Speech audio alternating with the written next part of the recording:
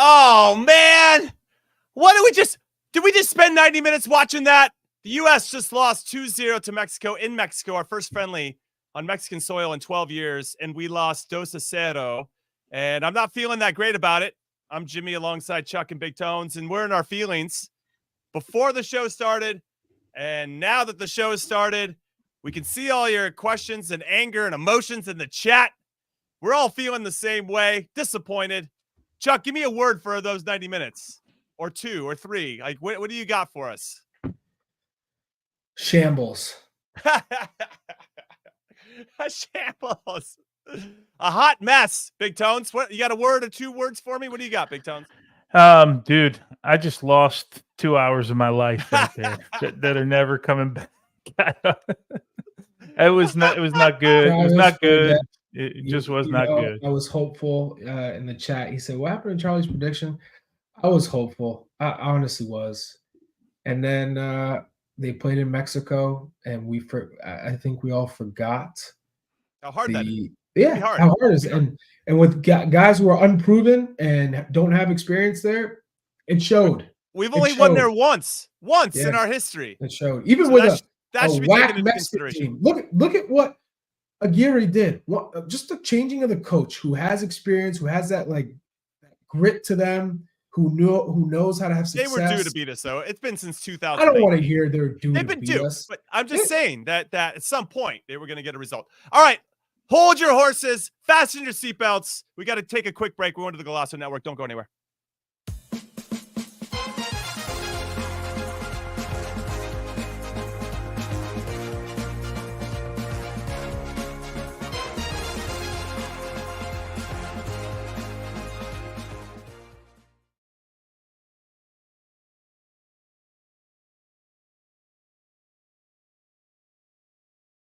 Hi, hello, and welcome to your favorite average to good podcast. Call it what you want. I'm Jimmy Conrad alongside Charlie Davies and Tony Miola, and we are going to discuss a below average to below good performance by the U.S. men's national team and their 2-0 loss to Mexico, the first loss for Mauricio Pochettino. And I don't really know exactly what I want to say about it, but I'm disappointed and I'm upset. I got a lot of emotion. And Charlie Davies, I'm coming to you first because you had a prediction for this game that the U.S. was going to win 2-1, and it wasn't 2-1. I don't even know if we got 2 shots on goal. So Samsonite. Samsonite. That's all. You asked me for one Samsonite. I was way off. You were way off. What the hell was that? Honestly, what the hell was that? Where was the intensity? No urgency. It was slow. Malik Tillman was playing in quicksand. And then Brent Aronson lost every single ball. Josh Sargent was laying in the quicksand. He was laying in the quicksand. Josh Sargent was a ghost. This is your one moment to show, hey, I'm the true striker. I deserve. He's got to get the ball, though, man. There's no in fairness to Josh Sargent. It wasn't like we were playing through the lines and the guy was just fluffing everything that came to him. The dude didn't get it. Like, when did he get any service or any kind of balls that went to him? I'm just playing devil's advocate here because he didn't get a lot of action. Okay, the littlest action that he got was negative. Aronson, Tillman, Musa, negative. Busio, Aiden Morris. It was like they forgot what they did against Panama. You know who the big winner was tonight? Mark McKenzie, because he pulled out right before the game started. No, he pulled out right no, Jimmy. You can't do that. Big Tones, your thoughts. Well, first off, you can't do that. No, I tell you all the time, this one was no bueno, all one word. # no bueno. Because they didn't show up to the races. This is why you go down to Mexico and play. For years, we haven't done this, right? So this is why you go down there and play. It's a different ball game. We know it. That's why they've only won there once and forever. And we saw a little bit tonight. We got to go through a starting lineup because we were here. Forget the predictions. We were here talking the other day. Like, I think we all agreed like 4 or 5 changes were coming. Minimum. Yeah. And then we roll out this and you're like, holy ish, he's putting the same guys out. But they look tired. Yeah. Yeah. I was going to say, I think it's a mistake, Big Tones. I thought that Mauricio Pochettino made a mistake. It was clear. We saw it in the training in Austin. He was running those guys hard. We saw them run hard. Obviously, new manager bounce against Panama. And there was, even tonight, we saw guys that were running, but you got to be running collectively and as efficient as possible, especially when Mexico starts to get some confidence, because the game changed after they scored. After they scored, that was it. It was lights out. It was curtains. We had no answers. We couldn't connect passes. We couldn't slow the game down. We couldn't play at any type of tempo. We were just reacting at that point. And even before the goal, Jimmy, I was like, what the hell is going on? No, but at least okay, that's fair. But it really got one-sided after they scored, because confidence is a hell of a drug. And once Mexico got it, they weren't giving it back. Raul Jimenez, I thought, was very good tonight. Oh, he absolutely bullied. Austin. He bullied Reem. He bullied Miles. He bullied the team. It was incredible. He had the best performance I've seen him have in a Mexican shirt in a long time. I was so excited coming in tonight. I'm like, man, so was I. Des, our producer, he's gonna let me rate the attacking players tonight. Like, I can't wait to give my opinion. Now I'm like, man, I hope segment 2 doesn't come, because I don't know if with 3 guys that it's gonna add up to a 10. I can't wait. It's certainly not. I can't wait to see your ratings. Yeah, we're gonna rank. I don't even know how to do it, man. It was bad. We didn't attack. We didn't attack at all. We couldn't hold the ball. We couldn't. We were slow in midfield. Not only did they after 10 minutes, because Mexico didn't press the first 10 minutes. After 10 minutes, they started to press us, and then they back pressed us a little bit. That led to the goal. There were a couple other ones where the ball turned over. They immediately pressed us and won it again. The credit. Well, first off, credit to Mexico and Aguirre, right? Because they're in a bad way right now, and they put on a pretty good performance. But Pochettino, I am, Jimmy, with you. I can't believe he rolled out. It a little naive.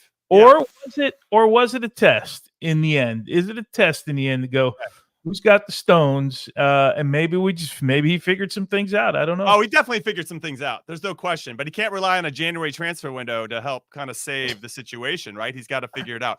Now, here, I do want to let's put out the match stats. We can just talk about that. They got a little even, I would say, in terms of possession, or it looks like we actually got more possession, which is a rarity against Mexico. When stats lie. Well, yeah, that's numbers absolutely lie. 100%. So 46% possession for Mexico, 54 for us. 17 shots for Mexico. They got 12 in the first half. We had 0 at halftime. They had 5, or we had 5 ultimately at the end.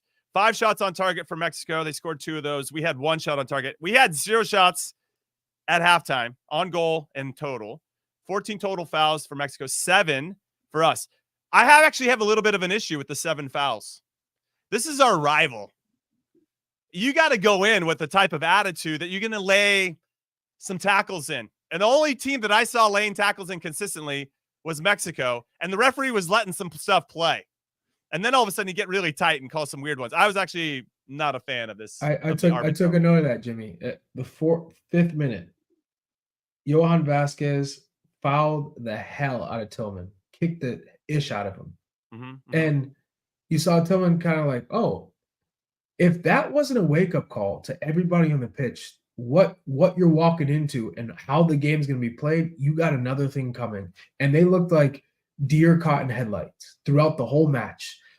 When did you see a player take someone one-on-one? It didn't happen. They got bullied. They lost the ball. They got fouled, or they panicked. It was backwards. Again, everything was, they won the ball, and you saw instantly, I got to go back to our center backs. I got to go back to our keeper, because we got to play safe. We got to keep the ball. What the hell is that? There was one play. Just talk about that? There was one play where and I expected a lot more out of Tillman. I'm just giving you a little teaser on my ratings here, because I got the midfield for this one. There was one play, maybe 10 minutes into the game, maybe even less, where I had talked about, we saw the Panama game. There was some clear emphasis, some patterns of play where one of our holding 6s would play into one of our 10s. So Pulisic or Aronson in the Panama game. And there would be some type of interchange between those two. And they would combine. And all of a sudden, it would somehow spring Pulisic to be running at the Panamanian back 4. Tillman had it. It was set up. Busio played Tillman. Tillman could have laid it back to Busio, and then we could have actually broke the lines and broke the press of Mexico. And Tillman elects to play backwards to Scally. And I threw up my hands. I was like, he didn't do the pattern of play. He's out. Mauricio Pochettino's like, you can't see it. And if he's not going to execute it, the guy's out. Like, these are the little details. You have to understand these details and how we want to play and how we want to move on both sides of the ball. And I thought a lot of our guys didn't execute at a very high level with the details. And the details also include kicking some ass, putting a tackle in, setting the tone. If things get out of control, how do we slow the game back down? Put our foot on the ball, draw a foul, whatever it is, slow the game down, get it back. And we didn't have enough of those guys out there today, the details. And I think about that with Tillman in particular. Why did he play back when he could have easily played it to Busio, who could then be looking forward? We had so many of those safe plays. The majority was backwards. The majority. We saw in Panama, a lot of balls were forward. And sure, they conceded possession, but it felt like they were trying to go for it. They were taking risks. In this game, they weren't taking risks. And the worst part about it is when they did decide to go for it, it was a prayer ball. It was like Miles Robinson hooking it with his left foot with his eyes closed, not even looking at where he's going.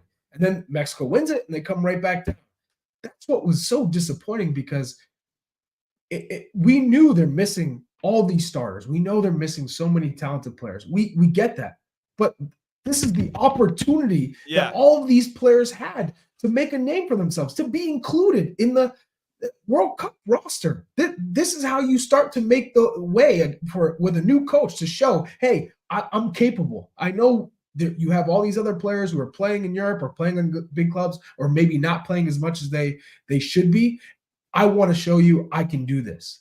Playing in Mexico in a difficult situation, playing with players who aren't starters for the regular starters for the U.S. men's national team, and show the quality. We didn't see any quality. We can go. I can't wait to do these ratings.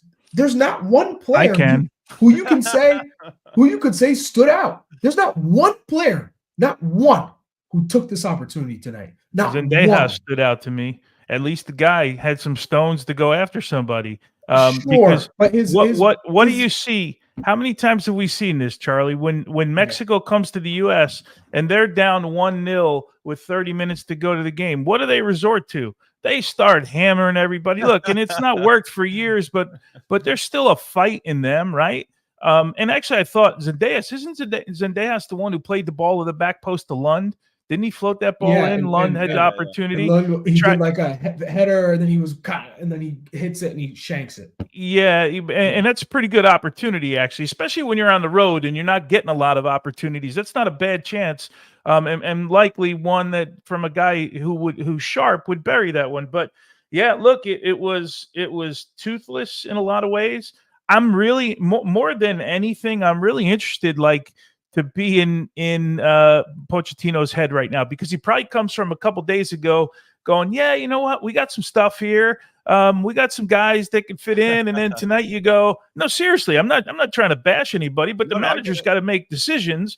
And now he's going to go with his staff and go, maybe some of those guys we saw the other night, one or two of them or three or four of them or all of them, they're not what we thought we are, especially when you think this is the cycle of the World Cup, right? You play a couple nights, then you have a couple nights off, and you move to another city and you play again, and that's what they got. And not that all of these guys are going to be at a World Cup, but Pochettino, I think his database probably grew a lot quicker tonight than maybe it did in the first game. What I'll add to this part of the conversation, and it's a great segue into what you're saying, Big Tones, it's about trust. When you look at the players, can I trust that guy to, one, do his job? And then secondly, can I trust him to solve problems when things aren't going the way that we want them to go? And when you look at that, when you look through that lens and you look at the performance tonight, how many guys on the field can you trust in tough situations or in any situation you put them in? Okay, guess what? We're down a goal. Shit happens. We're down a goal. Good. How are we solving that? The response to us giving up that first goal was terrible. We could never find our way back in the game. So at halftime, I'm thinking, okay, sweet. Let's see some adjustments. What adjustments are we going to see? I didn't see enough. So whether that's coaching's part of that, The players take responsibility. But again, you make some subs. Are we seeing anything from them in those situations?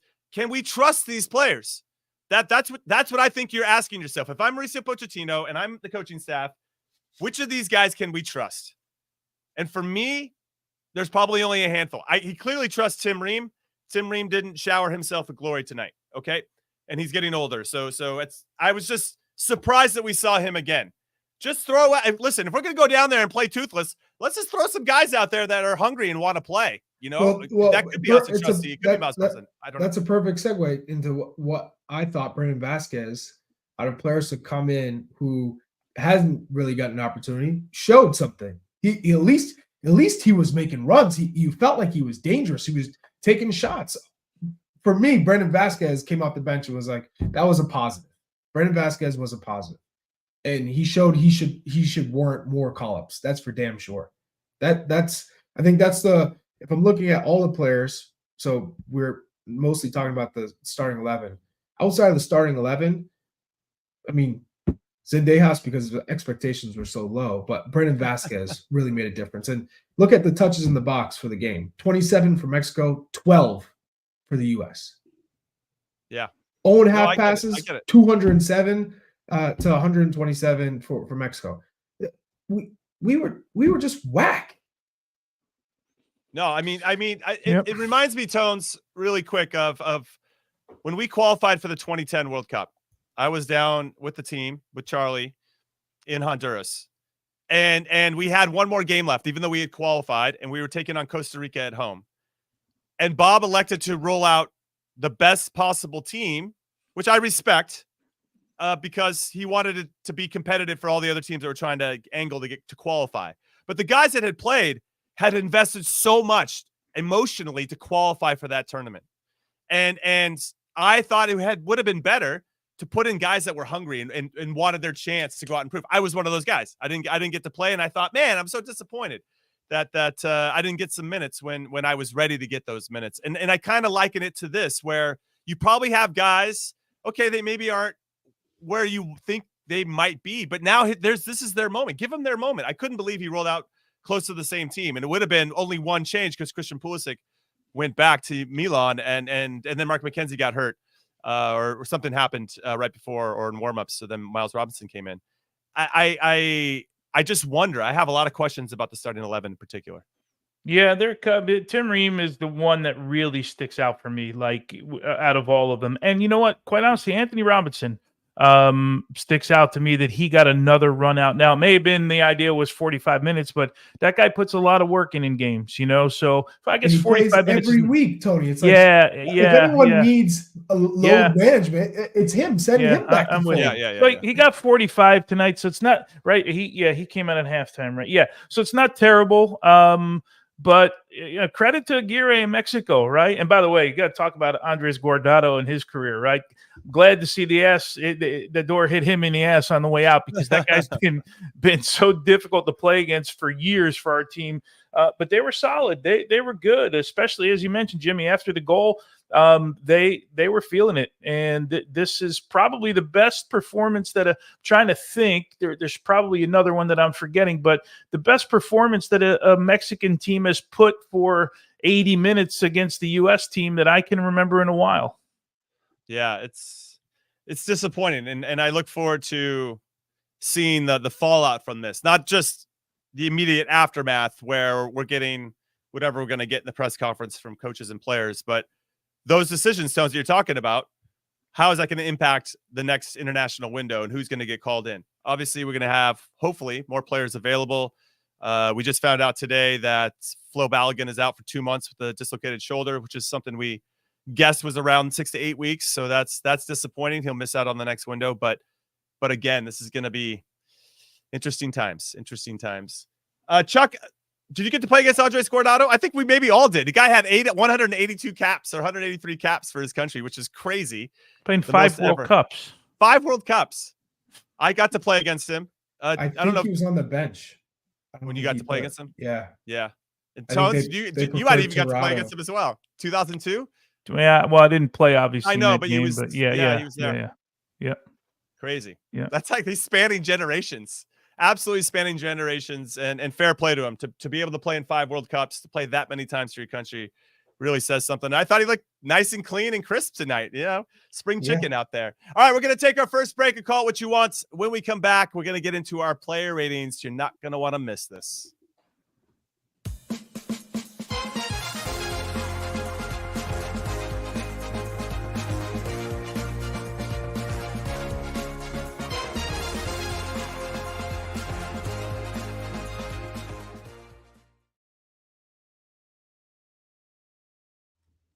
All right. Welcome back into Call It What You Want. I'm Jimmy Conrad alongside Chuck Wagon and Big Tones. And guys, we got some player ratings to get into, but that's going to be when Glosso Network comes back. Let's take a question from Mr. Matt Osman. Matt, what's up? Was it a mistake to play Pulisic for the full 90 against Panama instead of saving him for the bigger test in Mexico? Tones, your thoughts on this one? I'm going to guess that this was kind of agreed upon before this camp, right? You play the earlier of the 2 games, and then you get a longer rest. Preferably, I would have liked to have seen Pulisic 45 in each. I think he plays Udinese on Saturday. Musa was here, although he's not playing all that much with Milan, so that's a different that's a different situation and scenario for him. So he needed some minutes. Although I don't know if Musa played tonight, so I don't know if it counts really. Throw in the shade. Yeah. Is it the right decision? I imagine it is, because they probably had this worked out before this camp. This didn't really just pop up. It's not like he got the injury like some of the other guys did and he left. I think this really was load management for him. And Chuck, we missed Pulisic tonight. We missed a little bit of his dynamic movement, his leadership. It's clear he's taking on more of a leadership role. The guy always seems to step up against Mexico as well. That's evident. Yeah. You could name probably another 6 or 7 players. More shade being thrown. But yeah, a good question there from Matt. But I agree with you, Tones. I do think that there was some dialogue. It seems like Mauricio Pochettino has trying to establish a nice, respectful rapport between the national team and the respective clubs of each player. And you got to demonstrate that, right? You can't talk it and then not walk it. So it's clear that he's trying to find a nice happy medium, because we might need these players down the line in much bigger competitions when there might be a tougher ask, as it were. But yeah, we miss Christian a lot. And oh man, this one hurts. This is a tough one to swallow. But we're going to get into our player ratings right after. Mr. HR Pfister says, is there a huge gap between USA's A and USA's B teams? And I'd say yes, there is a huge gap. All right. We're going to take a little break so we can get back into the Glosso Network. Don't go anywhere.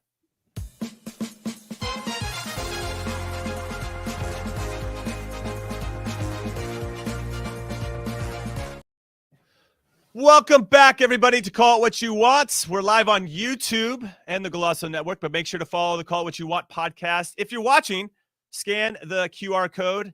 And if you're watching on the Glosso Network, head over to Glosso America's YouTube channel, hit like and subscribe and do all that good stuff. We appreciate your support as always. If you're watching on Glosso Network right now and you're watching live, that is amazing, especially on the East Coast, because it is late. Amazing.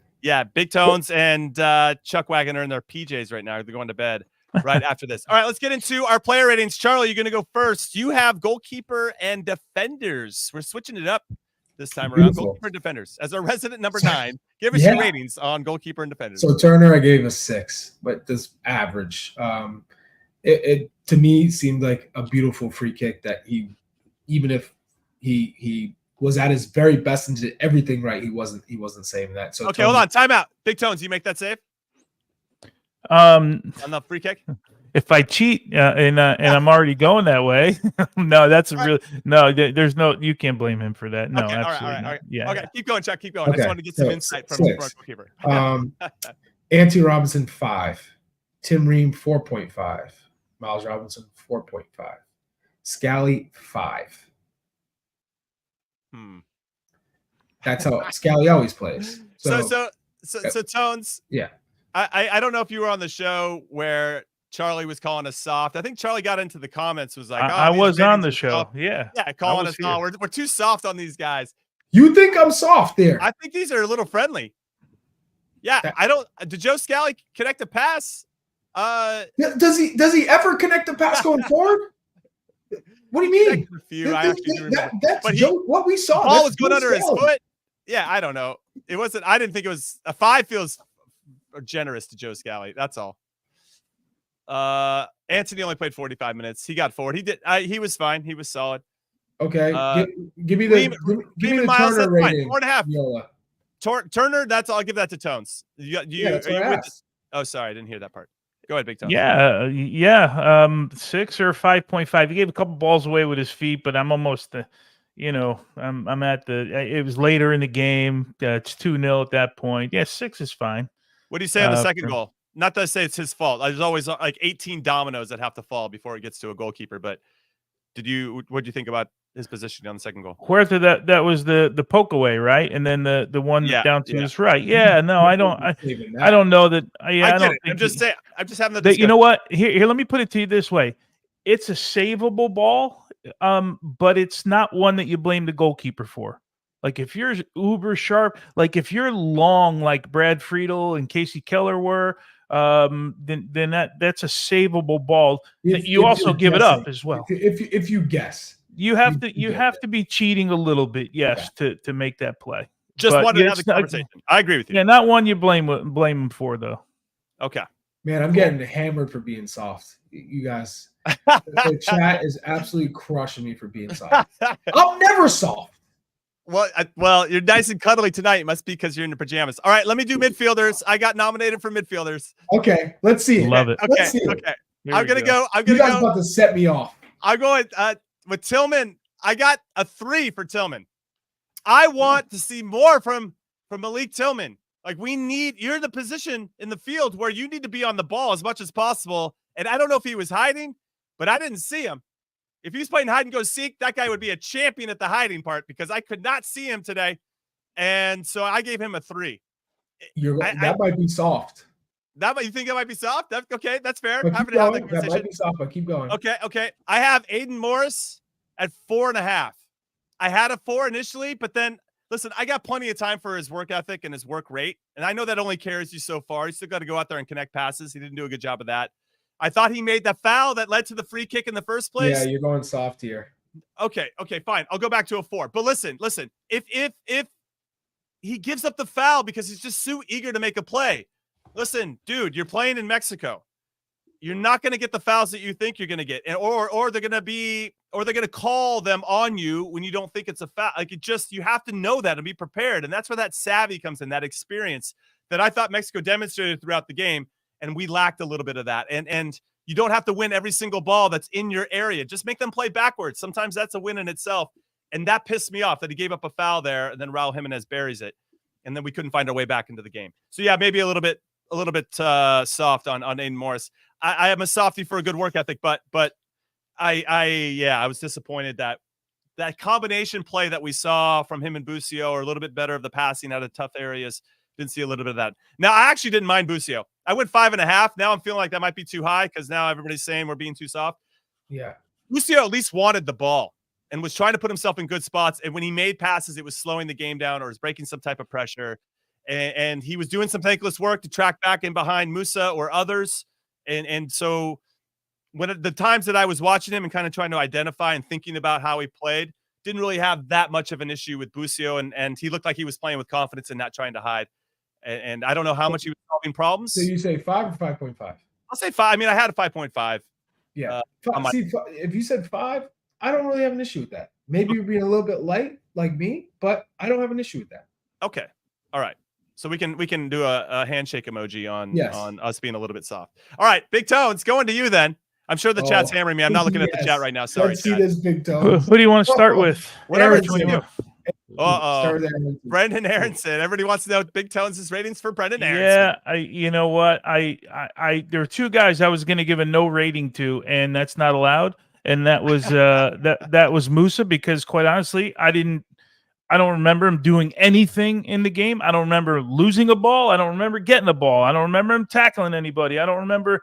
But he was apparently out on the right-hand side like he was. Are you talking about Tillman or Musa? I don't know. Or Sargent. No. I don't know. So of the three of them, I went Brendan Aronson a 4. He gave an effort. Oh my God. But he was on the ground the whole night. So I could have gave him a no rating. 4? Yeah, just because of his effort. Yeah. You call me soft. That is Charmin soft. Are you kidding you me? took a guy who didn't you took a defender who didn't complete a pass and you gave him a 5. Like a defender that didn't complete a pass. Every single ball. And he was on the ground the whole night. I'm gonna give Mexico. I don't want the ball. Here you go. And on top of that, you can knock me over. I'll just hit me and I'm down. You gave that a 4. Look, because I got to give him a rating. He busted his ass. Later in the game, he was still trying to like. I get it. I understand where Charlie, that 4 comes from. He got 3 of those. He got 3 of those for playing 90 minutes tonight. 3 of those points were for playing 90 minutes tonight. I mean, like Musa. I really literally wanted to give a no rating to Musa because I don't remember one play that he was involved in the game. I really don't. But do you? Tell me, am I missing something? No, well, I do remember one play where he went to go pinch inside to help pressure centrally, and they played right around him, and Pochettino lost his mind on the sideline. I'm saying soft as cotton balls. That's what we're talking about. Triple ply toilet paper. So Chuck, what would you give Aronson if Tony said 4? A 2. I would give him 2. Right. Legit 2. He was that bad. I've never seen Brendan Aronson my entire life play that bad. I'm talking when he was 15 years old training with us with the Philadelphia Union. He'd never played that bad. And the expectations are much greater than they are now. He has more experience. He played in the Bundesliga. He fought in relegation. He played in Champions League. He's played in the Championship. He's played in the Premier League. And that is what we saw. It's all supposed to make you better, right? That's all supposed to make you better. Apparently it didn't. It didn't. I'm amazed at how much he's on the ground. He worked his butt off. Great kid, like super positive, but that was trash. And you tell it, there's no way he wouldn't look at himself in the mirror and go, actually, that was probably the worst I ever played in my life. Oh, that was terrible. Yeah, maybe, I'm not sure. Where's that energy for the back line? Coming hot. Coming in hot. Wait. So what do we got? We got Sargent. We got Sargent left. 4 for an effort. But that's it. I mean, nothing. Tony, I'm telling you right now, you went soft as hell. Yeah, all right. Listen to Chucky soft cheese over there. Listen to him. Chucky soft cheese. He gave a guy who didn't complete one pass of 5. By the way, can I tell you how much I hate ratings? I think they're so dumb, but that like we do them. Next time I'm going with my no rating, and I don't care if they don't have letters for the ratings. I'm doing the NR for no rating. That's it. That's where I'm going next time. Okay. All right. Let's talk quickly about the subs. Chuck, I'll come to you on this. You got Christopher Luns, Zendejas, Vasquez, Haji Wright, Tessman, and Trusty. So wait. Are we doing a quick fire? Said 10. 10 for Zendejas. Hey, Zendejas. He wanted to fight somebody. I was good with it. And I don't advocate for that. Was trying to make something happen. Christopher Luns, I don't really remember too much. Nope. We missed the big chance. Right here. You missed the big chance. That's like a -2 right now. Rating, just nope. Nope. Haji Wright, I feel like we were trying to go to 2 strikers at that point. So didn't work. He didn't look very comfortable in that. Tessman looked like he wanted the ball. I don't know if there was much to say. Yeah. Honestly, I still wanted to see him start. I'm disappointed that he didn't get that opportunity. Trusty came on pretty late and came on for Aiden Morris, and he's a no rating for sure. So I guess Zendejas, Vasquez, and Christopher Lunan. Did you do Vasquez by far was probably the best substitute and the best player for the US on the night. Give it to him. I would give him I would give him player on the night. A 7.5 as a substitute. Given the expectations. Just because everyone was he came in. So he had 27 minutes. Crap. Geez, he'd have got a 12 if he scored. Chuck would give him a 12. Straight up. 12 out of 10. I mean, you would have given him 100. Yeah. Wow. Oh God. Yeah. Oh man. Yeah. Look, not a good night for these guys. Yeah, not a good night. And they got to sit with that for a while, right? Because we don't have another window. Tony Michelin I'm just Man curious. Viola. Listen to you. You keep going down that road, Chuck E. Cheese, but we all know. Everybody here knows in the chat. Everyone knows. Chuck went hard on the strikers, but he went. We could argue he went soft on his area of the field. He was I know. He gave him an assignment. It's what I expected. You gave the two center backs a 4.5. They were terrible tonight. They got beat in every aspect. All right, now I'm triggered. So I'm gonna go. They were both at 3. That's what they deserve. No, you can't do that. 1.5 points. You can't do that. I'm deducting 1.5 points. Look how soft you just became. Scally 4.5. 3. Oh my gosh. Yeah, and then Anthony Robinson, I'm still giving a 5 because like you said, energy, effort, all of the above. Wow. All right, we're gonna take our next break and call it what you want. When we come back, we'll see if Chuck is less soft in the next segment. Don't go anywhere.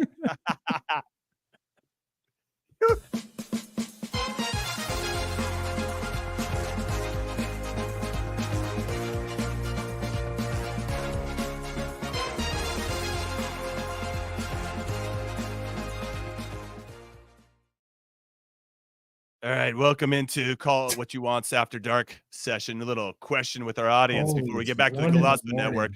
Good God. It is 1:05 a.m. for Big Tones and Charlie. What questions we have? Oh, yeah. I was up at 5 a.m. this morning. You're on 20 hours, baby, straight. Yeah, Here we go. Victor Don Juan. This is for you, Chuck. He's trying to trigger you. I thought you said Mexico would be easy, Charlie. Okay, Victor. Don't act like Mexico is all of a sudden Spain now again, or Brazil. This U.S. team came out soft as baby-ish. Let's just be real. Let's call it what it was. That was a terrible performance with the guys that were drained. They were tired, and they showed it. And so, yeah, I mean, Mexico wasn't amazing.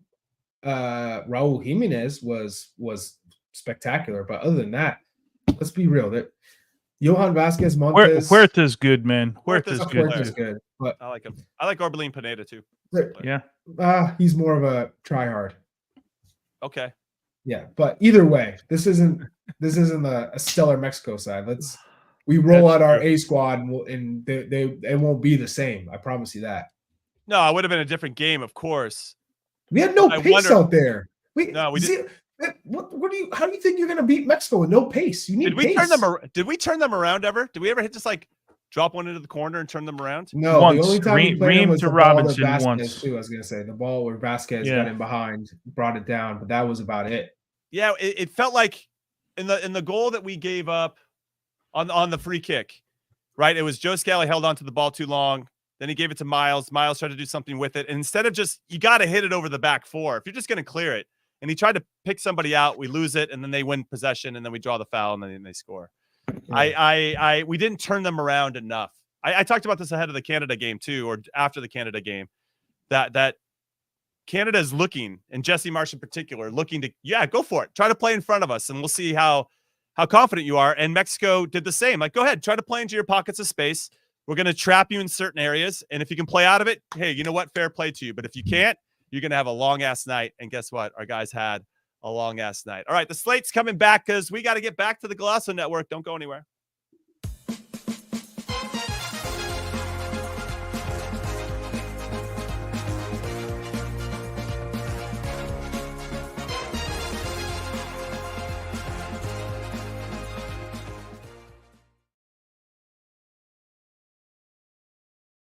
Welcome back into Call It What You Want. I'm Conrad Dino alongside Chuck Wagon and Big Tones, and we are towards the end of the show. Our disappointment is on full display after the U.S. lost 2-0 to Mexico. So we rated the players. We've evaluated the players. We touched briefly upon our disappointment with Mauricio Pochettino's starting 11, but let's do this now. Chuck, I'm coming to you first. Our way too early conclusions from Pochettino's first camp in charge. How would you rate his first 2 games? Oh my God. Talk about juxtaposition. Panama and Mexico. Home soil versus playing in Mexico, which is, if we got to play CONCACAF opponents, I'd rather play Mexico in Mexico every damn window if we got to do that. That's the type of good test game that we need. Yeah. If I had to rate overall for Pochettino, this game was not a good look for him because he did not rotate. He stuck with the same guys. We were talking about having him see a number of players in different situations, environments, guys who are tired on top of that. I just feel like he didn't utilize this window properly. This is where you got to take a look at a Tanner Tessman in Mexico and see what he can do. He's at Lyon. Throw him out there. I know he came in as a replacement, but hey, this is what you got. Same with Austin Trusty. Just throw him out there. You've seen Tim Ream. You know what he is. All right, let's see what Austin Trusty looks like against Raul Jimenez. So I'm gonna give him a 6. A 6 feels right. So that'd be like an 8 versus Panama and a 4 versus Mexico. Is that how you kind of? Yeah, that's it. I kind of want to know what everybody else thinks at home. Hit us up at Golasso America at all the social media outlets and in the chat right now. What do you rate Mauricio Pochettino out of 10 for his first camp in charge? Big Tones, I know you love ratings. What do you got for us? Especially coach ratings, right? Because the coach never kicks a ball. But yeah, look, I'm surprised tonight with Pochettino not rotating the lineup a little bit more. Surprised, as we mentioned, to see Ream there. I'm with Charlie. I'd rather have seen Trusty. I would have rather have seen more of Brandon Vasquez, maybe more of Haji Wright. But he trusted some guys, and they didn't get he didn't get performances out of them. I'm gonna go with Charlie, a 6. I mean, what is it, a 5 or is it a 6? And I don't really know the difference between the two. But what I am excited about is that over the window, we saw a little something different, and things that we haven't seen from this U.S. team. We saw this inversion, right, with 3 backs, the right back coming in through build-up with Scally, and then Musa playing high. And again, some of it worked, some of it didn't work. Sometimes it worked in one game, it didn't work in the other. I just like the ideas, the 2-10s, Pulisic when he's on the field coming in. Like, I don't know. I guess I'm just hopeful, Jimmy, that we're going to see a little bit more experimentation before we lock in on something, just to get an idea of what he wants to do. Because I feel like, and this isn't a knock on Greg, because every manager has their way of doing things. I just feel like coming into every single game, just about, we could predict the lineup and what they were going to try and do. And I feel like there's a little bit of unpredictability here. And maybe it's the lack of knowledge of Pochettino and what he wants to do. But I'm hopeful for that. Yeah, I'm with you guys.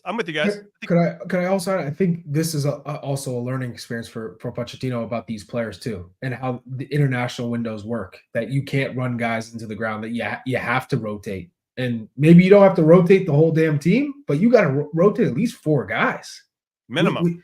Minimum, and maybe Musa. We saw that in the first game against Panama. Why not bring him into the midfield now? And maybe it's one of those things where you bring him in, you play him. You don't want to play Busio and Morris again. We've already saw that pair. So maybe it's like a Musa. You play him next to Tanner Tessman. See how that goes. I think Brandon Vasquez should have, at the very least, come in at halftime, right? Agreed. So yeah, I hope Pochettino's improvement from this window, like he learns a lot, not only about playing guys in certain positions and you can't run guys in the ground and then play them the next match, but also, okay, maybe I gotta experiment a little bit more and see the depth of this team. To use Tanner Tessman as an example, now, okay, I know he got brought in because of injury or whatever it is. You gave him 10 or 15 minutes against Panama. You give him 20 minutes here. You saw him at training, of course. Is that enough information to make a decision on whether you can get back to what I said before? Can you trust him? Like, how do you know you can trust this guy unless you actually give him legitimate minutes, start a game in a tough environment? This is a great opportunity to do that. And now I still feel like he's in the gray area. Can you trust him or not? Obviously, there's still plenty of time in the run-up to 2026 to earn that trust for all the players, Tanner included. But I just thought he's a good example of, you could have had a more clear idea of what this player brings to your team. and the way that you want to play. And he missed out on not starting a few of those guys because he wanted to give Busio and Morris another run out, or he wanted to give Brendan Aronson another run out, right? I when he had other options that he could have gone. But Jimmy, that's so confusing to me because those guys play. You talk about running guys down and being thoughtful of the clubs and right. Busio and Morris both play in their teams. Right. Like, that's true. It's like, well, if anything, you're talking about relationship with clubs. Don't play the guys who are playing every game. Aronson plays, Busio plays, Morris plays, Tillman plays, although you didn't play him in the first game, so it's all right to play him. But Ream plays. Play the guys who aren't playing or the guys that you haven't given a chance yet. So that for me is the puzzling thing. You can't say we've already seen a couple of things that are contradicting. Jimmy, to your point about Tessman, I'm only using him because you brought him up, right? Mm-hmm. Maybe do you have your answer? No, he doesn't trust him. Yeah, he saw him. He saw him all week, and maybe he doesn't trust him. I don't know. You know what I'm saying? Totally. So maybe he got to a point where he saw enough from those guys, and he saw training, and he trusts those other two guys right now more. And that's a part of the field. It's concerning because we know Weston's going to come back. We know Tyler's coming back, but they've been injured a little bit, so he's just trying to get some consistency in there in case you have to use them. Look, the reality is when those guys are healthy, these guys don't play, right? They don't play, but you still need some backups. For sure. Tyler should be in the squad for Arsenal this weekend. Yeah, that would be. That's what they say. Yeah, that'd be great, man. Yeah, hopefully that just maintains some health over an extended period of time. So using that as our next topic, as a springboard to our next topic, Big Tones. Can we predict maybe which players just didn't take advantage of their opportunity? Didn't take advantage. Did not take advantage, and maybe have now jeopardized their future. Let's say for the November camp, we don't have to say because a lot can change over 2 years, right? Or 20 months, whatever. For me, if you're gonna like completely X somebody out of camp, and if you need a name or two, I'm gonna give you Josh Sargent. And I'm going to give you. I wasn't expecting that. He really hadn't done anything over camp. I'd say Tillman. Tillman's in there for me. Joe Scally was the other one, but we don't have cover in that position. Obviously Serginho Dest when he gets ready, but those would be two guys. And that Tillman didn't shower himself in glory. But I just read today where Pochettino was comparing him to a young Dele Alli. So. He clearly likes him. You don't go out and say those types of things if you don't like him. He talked about his quality, and so I expect him to be back. To be honest, no, I with regard to Tillman, he clearly does it for his club, and I know he's been playing really well. This particular game, it was his chance to kind of really take it and own it, and this is going to be my area of the field. And when we think about other, let's say, players that play 10s around the world, those guys are always on the ball sometime. They just find ways to get on the ball. And I felt like I'd be like, we're in buildup. Where's Tillman? And I couldn't find him in a good pocket of space. And then when he would get the ball, he'd play backwards. And I'm like, shit, so that just frustrated me and I think I'm more frustrated because I know and I've seen him consistently be good for his club over the last year. And why that doesn't translate to the national team frustrates me. So I guess my standards. So who are your guys? Who are your two guys? Tillman for sure. Tillman for sure. We just don't have to Tony's point. We don't have a lot of cover in that particular area. Miles, I don't think helped his cause tonight. Yeah, he struggled. He didn't take advantage of. Aronson, I know it's not always over 2 games. But he's going to bring Aronson. He's like the way that he wants to play, the high pressing and stuff. I still think for me, I said this last game. Sargent pulled out though. Yeah, I still think for me that Brendan Aronson makes a better sub than he does a starter, and I get that. And in certain games, when you need energy, if you're pressing, if we're not going to press, I don't know that Brendan Aronson is your possession guy, right? So if we're not going out just high pressuring everybody and it's going to be 90 minutes foot on the pedal, or especially the first 30 minutes, I don't know that he, at least I don't see it. I don't know if you see it differently, that he's that guy for you. Well, that's the thing, right?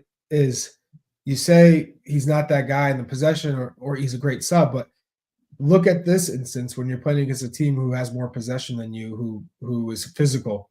How is he going to come in and make a difference there? He's not. So in both scenarios, because he doesn't make a difference. The only difference for me is that at the end of games, the energy of other players change, right? So you come in and you know what it's like. You're in Mexico. You're Mexico tonight, and it's 1-1. And now all of a sudden, the last 15 minutes, this guy comes on and he's buzzing all around the field. When you're breathing out of your nipples in the 75th minute, and you're like, you're like, oh man, here comes this guy running around. You know how that goes, right? And you can get something out of him in those moments. But to get bodied like he did for literally 90 minutes from the start is different. When you come in, you know there's a different energy. Yeah, but he's still getting bodied regardless. So it's for me. Yeah, I understand really, you, but there's a role for him in this group, and Pochettino's going to use him. Yeah, there's a role for him. But I said it's not every game, and I still think it's over. It's over a period of time. Like you got to find the right games for him. It's not tonight wasn't the game for him. So when you're breathing out of your ears, I feel like that's when you can really. That's never happened to me. No, only his nipples. Only nipples. Okay. Well, this is another thing. Josh Sargent. There's a lot of comments that he didn't get service, and we've all been there. But you still find ways to impact the game. When you're playing against Spain, you're not going to touch the ball. You're not going to find service either. So how, if he's playing, you have to figure out ways to still impact the game. When you're playing Brazil, you're not touching the ball. Well, tell us how to do that, Chuck. We want to know. Let the people know. How do you do that? So defensively, you're in great positions to win the ball back and try and keep it for your team. When you know they're lumping the ball back, you saw him trying to fight off defenders. I think he won one ball. I wrote it. He had a great play where he's able to hold it up in the 11th minute. Aronson loses it after a strong hold-up play from him. But again, in transition, that's when you hurt teams. That's countering. But he doesn't have the pace, the exceptional pace to really hurt teams on the counter. So, those are things where you're looking, okay, depending on which opponent and depending on these scenarios, who can help us from the start of the match and who's a viable sub. And I don't think in either game did they do enough in either scenario to say, Pochettino go, you know what, this is a guy I can go to war with. Somebody you can trust, right? So lots of questions. We need some answers. We'll see if Mauricio Pochettino and his coaching staff have them and what that looks like and how that's impacting the Mr. Holland, camp. Roll the tape. Okay. I mean? All right. We're going to take our last break of the show. So don't go anywhere. We'll have our final thoughts right after this.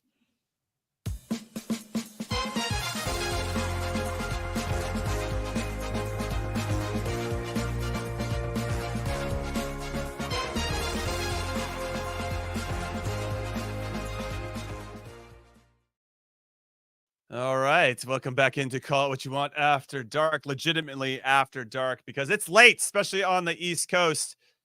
Like we do on the show, we like to get to your comments during these moments, these short breaks from the Golasso Network. What does producer Dez have in store for us this time? Izzy, what's up, Izzy? Izzy says, so who do you replace Scally with in a normal camp without Dest? And since you brought him up, Big Tones, this one is for you. Who do you replace him in camp with? That's a tough one. Depending on how you, if you want to play this way, Fossey, come on, Marlon. Yeah, Fossey's the guy. He wasn't. He got sent playing home. More. It's more of a back three. But we're asking our World Cup team. I'm okay with Fossey, and I wanted to see him play. But we're asking to replace him with Fossey, who has zero experience, basically, right? Okay. So that's what we're asking him to do, and we're getting ready for a World Cup. So I don't. Fossey right wing back anyway, where Musa is. I don't know. I think you're looking for Scally's more of a stay-at-home. I know as the game progressed, he tried to get a little bit more forward, or he would take his spots when he could. But I still think you're looking at somebody that's center back-esque that can maybe do a little bit of both. What Scally's ultimately. Who? Chris Richards. Chris Richards. Yes, that would be one. Yeah. That you could put into that position, who can play a little bit of the kind of the right center back, right back-ish area, and when it's isolated 1v1. He could be okay. I think he could manage that. I I'm a little worried if we're going to look to try to be a team that plays out of the back. I don't know if our center back player pool reeks with terrific feet to get us, Tim Ream aside. I thought Miles got stuck in a couple positions tonight where forced the pass or That's not his game. No, it's not his game. That's not his game. So how do you figure out your team on both sides of the ball that's going to play to the strengths of our player pool? That's going to be the biggest challenge, I think. Who was our right back in the Olympic? Who was in the Olympics? It was Nathan Harriel. Oh, Harriel. Yeah. Okay. Yeah. No, So I don't I mean know that's I don't know. the answer. So No. I think if he was the answer, he would have emerged a lot sooner. All right, we're gonna hit the slate. When we come back, then we'll get to our final thoughts for the show. So just stay here, stay where you are.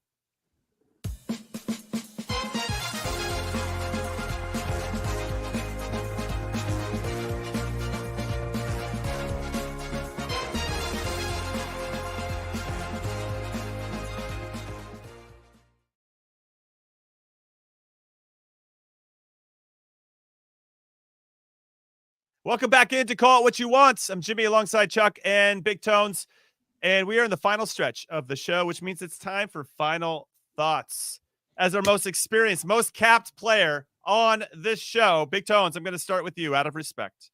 Final thoughts for tonight's performance for the U.S. men's national team and their 2-0 loss to our biggest rivals, Mexico. Take it away.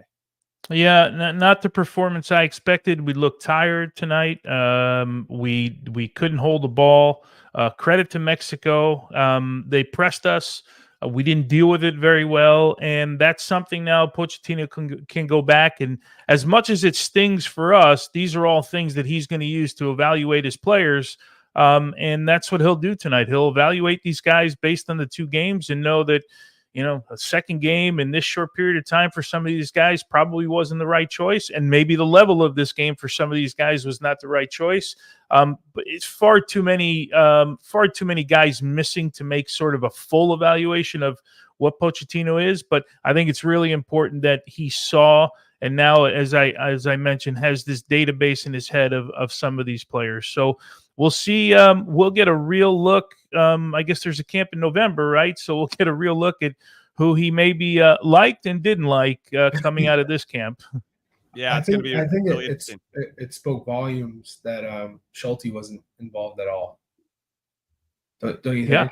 Yeah. I mean, because Matt Turner falls into the part of Mauricio Pochettino's statement where he says, if you're not playing for your club team, then you're not going to get called in. And he kind of already went against that by rolling out Matt Turner, who's I think played 10 national team games since his last start at the club level, which is a crazy ass stat. But so I'm kind of curious to see how that all plays out in the goalkeeper situation, but just in general and who gets called into that November camp. Chuck, final thoughts. Final thoughts. We got a long way to go. You want to go to sleep? I definitely want to go to sleep. But we got a long way to go. And I never thought I'd see the day where Tony was that soft. Here we go. Oh my God! Why'd you laugh like that? I wish I was in Boston right now. Things that actually words I never thought would come out of my mouth being from New Jersey. But all right. I'm soft. All right. Okay. Yeah. Throwing some shade at each other at the end of the show. All right. Join us again tomorrow on Thursday, 6 p.m. Eastern, 3 p.m. Pacific. We're going to preview the big weekend. We'll obviously have some more fallout. We'll get some more quotes from the team and the players. We can break down more of this game. We'll tie a bow on Pochettino's first camp and look ahead to the return of club soccer. So make sure you drop a follow anywhere you get your podcast for Call It What You Want. Leave a rating and review if you're up for it. We would appreciate it. We appreciate your support. We know we have the best community out there wherever you watch and consume this show. But thank you for hanging out with us. Unfortunately, we lost tonight, but we know the better days are ahead under Mauricio Pochettino, so we're looking forward to those. And we'll see you guys soon. Go to bed, Chuck and Tones. It's late. See you guys. Soft.